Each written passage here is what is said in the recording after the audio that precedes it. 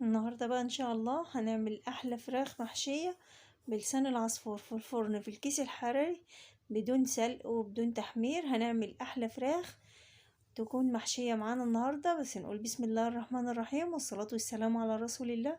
اللهم صل وسلم وزيد وبارك على سيدنا محمد. بتمنى ان انتوا تعملوا لي اللايك والاشتراك في القناة وتفعلوا زر الجرس عشان يوصلكوا كل جديد انا بنزله.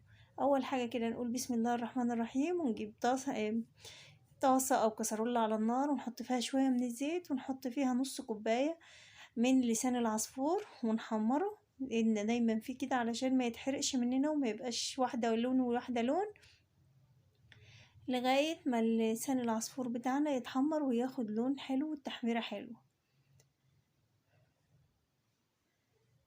هيكون بقى خلاص كده بعد ما يتحمر يكون معايا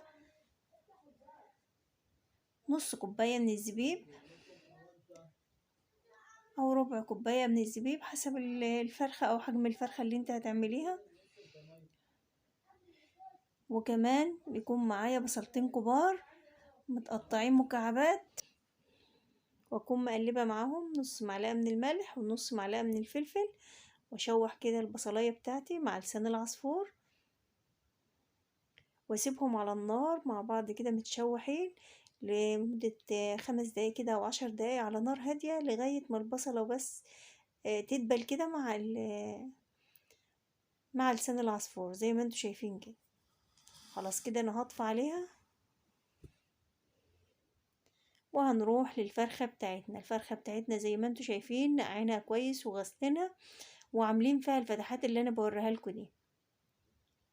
طبعا نقعينها وعم حاطينها في محلول النقع بتاعنا اللي هو ميه وخل ومعلقه من الدقيق وعصره من الليمون،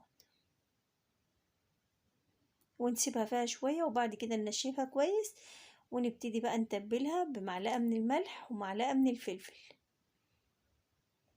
ندعك بقى الفرخة كده جسم الفرخة كله بمعلقة من الملح ومعلقة من الفلفل ونسيبها 5 دقايق لغاية ما الملح لغاية ما الفرخة تتشرب الملح والفلفل بتاعنا ده، على ما نبرد بس الخلطة اللي احنا هنحشيها بيها ونبتدي نحشي الفراخ بتاعتنا. جددي ونوعي وغيري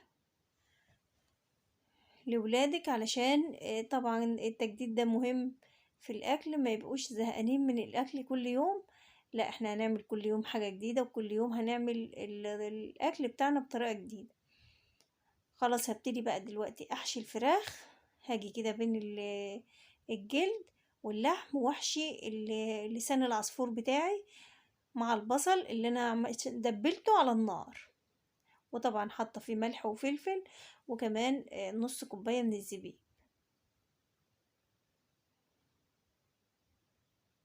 وهحشي كده الفرخة اخليها فرخة محترمة كده تبقى ما شاء الله. يعني الفرخة زي ما انتوا شايفين هي قدامكم حجمها حلو وحجمها كبير، بس طبعا هنزود حجمها بالحشو بتاعها. واحشي القلب كويس. خلاص كده الفرخة بتاعتي اتحشت.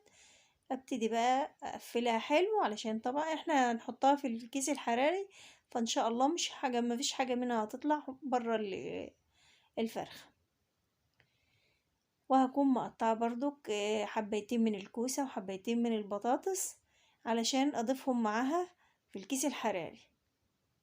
هيشربوا السوائل اللي نازلة من الفرخة وهياخدوا طعم الفراخ وهيبقوا طعمهم حلو قوي مع الفرخة. خضار كده سوتيه جنب الفرخة متسوي على البخار هيبقى طعمه حلو قوي مع الفراخ. هنقفل بقى الكيس بتاعنا زي ما انتوا شايفين كده اقفله، وبعد كده هنحطها في الصينية اللي هندخل بيها الفرن. خلاص كده ده عملنا الفرخة زي ما انتوا شايفين. هندخلها الفرن بقى على درجة حرارة 200. هتاخد معاكي ساعة ساعة وربع على ما الفرخة بتاعتنا تستوي. هتكون طالعة ما شاء الله في منتهى الجمال زي ما انتوا شايفين كده.